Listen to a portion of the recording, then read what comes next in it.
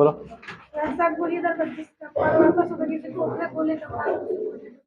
बैठ जाओ, देखो सुनो पहले, बैठ जाओ। देखो इसका मतलब क्या होता है, तो इसमें बोलोगे कि वैसा दर्पण, आखिर यह दर्पण ही ना है, यह क्या है, एक दर्पण है। तुम लोग इसमें क्या बोलोगे कि वैसा दर्पण जिसका परावर्तक सतह क्या हो, किसी खोखले गोले का भाग हो, क्या हो, किसी खोखले गोले का भाग हो। देखो जैसे मान लो कि यह खोखला कोई गोला है, थोड़ा उसको बंद कर दोगे, उस लाइट को बंद कर दो, उस लाइट को बंद कर दो। तो ठीक है, देखो अब यह मान लो कि गोला है, ठीक है, इसको हम यहाँ से काट दे रहे हैं और यहाँ से हम इसको काट दे रहे हैं, काट दिया इसको, ठीक है ना। और देखो हम इसको यहाँ से हम मिटा दे रहे हैं,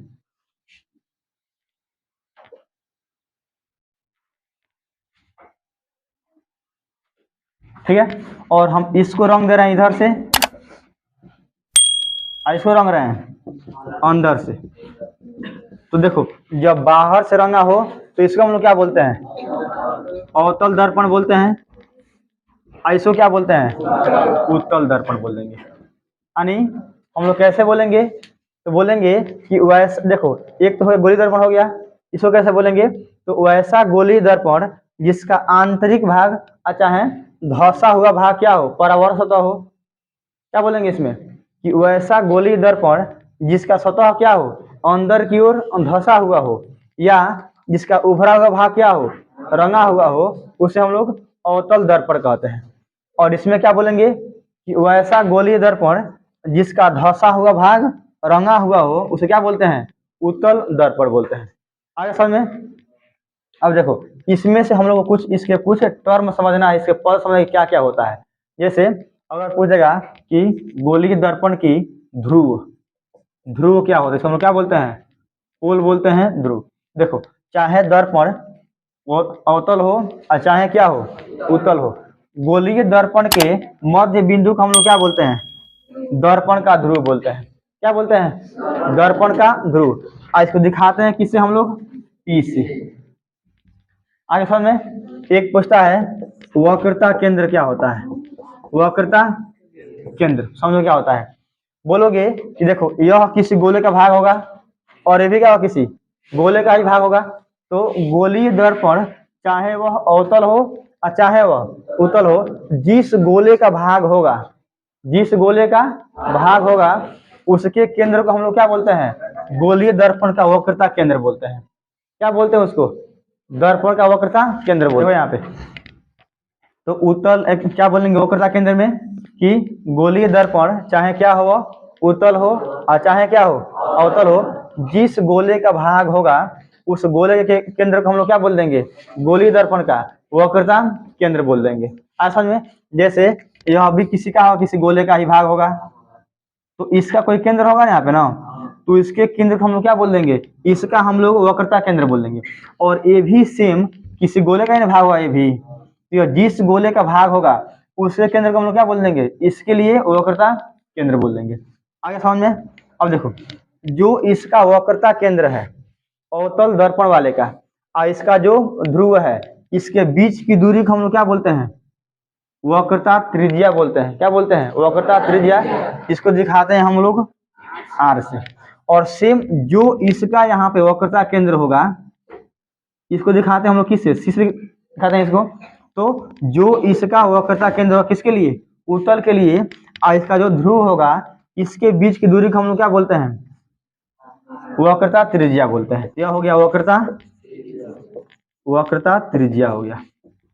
तो क्या बोलेंगे कि गोलीय दर्पण का ध्रुव और गोलीय दर्पण का वक्रता केंद्र के बीच की दूरी को क्या बोलते हैं, वक्रता त्रिज्या बोलते हैं। ठीक। और देखो क्या होता है, एक होता है फोकस। क्या होता है, फोकस, फोकस। देखो फोकस क्या होता है, एक होता है मुख्य होता है ना, एक होता है मुख्य अक्ष, वो भी समझ लो मुख्य अक्ष क्या होता है। देखो मुख्य अक्ष क्या होता है, तो बोलोगे कि गोलीय, यही क्या है, दर्पण है, तो गोलीय दर्पण के ध्रुव, गोलीय दर्पण के ध्रुव और गोलीय दर्पण का वक्रता केंद्र को मिलाने वाली रेखा को हम लोग क्या बोलते हैं? मुख्य अक्ष बोलते हैं। जैसे यह क्या हो गया इसके लिए? मुख्य अक्ष बन गया, और यह क्या बन गया इसके लिए? मुख्य अक्ष बन गया। समझ गए? अब समझो फोकस क्या होता है।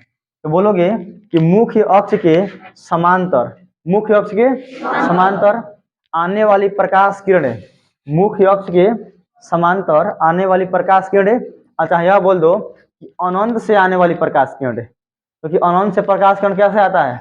समांतर आता है। ठीक है, तो अनंत से आने वाली प्रकाश किरणें दर्पण से परावर्तन के बाद मुख्य अक्ष के जिस बिंदु पर मिलती है या मिलती हुई प्रतीत होती है, उस बिंदु को हम लोग क्या बोलते हैं? फोकस बोलते हैं।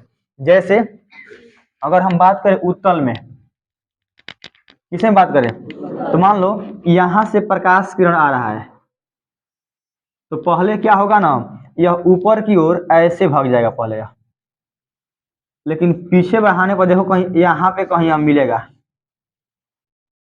मिल रहा है यहाँ पे ना। अगर हम इसमें समांतर लेंगे तब क्या होगा, ऐसे मिलेगा यहाँ पे कहीं पे। वही बोला गया है कि मुख्य अक्ष के समांतर या अनंत से आने वाली प्रकाश किरणें दर्पण से परावर्तन के बाद मुख्य अक्ष के जिस बिंदु पर मिलती है या मिलती हुई प्रतीत होती है, उस बिंदु को हम लोग क्या बोलते हैं? दर्पण का फोकस बोल देते हैं। यह हो जाएगा इसका फोकस। आगे समझ में, एक होता है फोकस दूरी। क्या होता है? समझो क्या होता है फोकस दूरी। तो बोलोगे कि गोलीय दर्पण का ध्रुव और गोलीय दर्पण का फोकस के बीच की जो दूरी होती है उसी को हम लोग क्या बोलते हैं? फोकस दूरी। सिंपल में कुछ इसमें ढेर इसमें तामझाम नहीं है, आराम से हम समझ लोगे इसको कि गोलीय दर्पण का ध्रुव और गोलीय दर्पण का फोकस के बीच की दूरी को हम लोग क्या बोल देंगे? फोकस दूरी बोल देंगे। यही इसका टर्म है समझने के लिए। इस पे पूरा जितना हम लोग पढ़ेंगे दर्पण के बारे में, चाहे अवतल हो चाहे उत्तल हो, सब इसी पे काम आएगा। जितना हम लोग बनाएंगे फिगर सब इसी पे काम आएगा। असल में यहाँ पे कुछ मेन बात भी होता है कि अगर हम बात करें समतल का, तो समतल दर्पण के लिए फोकस कितना होता है? फोकस दूरी कितनी होती है? तो अनंत होती है ना। और उसकी वक्रता त्रिज्या भी कितनी होती है? अनंत होती है। ध्यान रखना, क्वेश्चन पूछता है अब कि समतल दर्पण की फोकस दूरी होती है प्लस निगेटिव अनंत, सब पूछता है, क्या हो जाएगा यहाँ पे? अनंत हो जाएगा। और इसकी वक्रता त्रिज्या भी क्या होगी? अनंत हो जाएगा। ठीक है।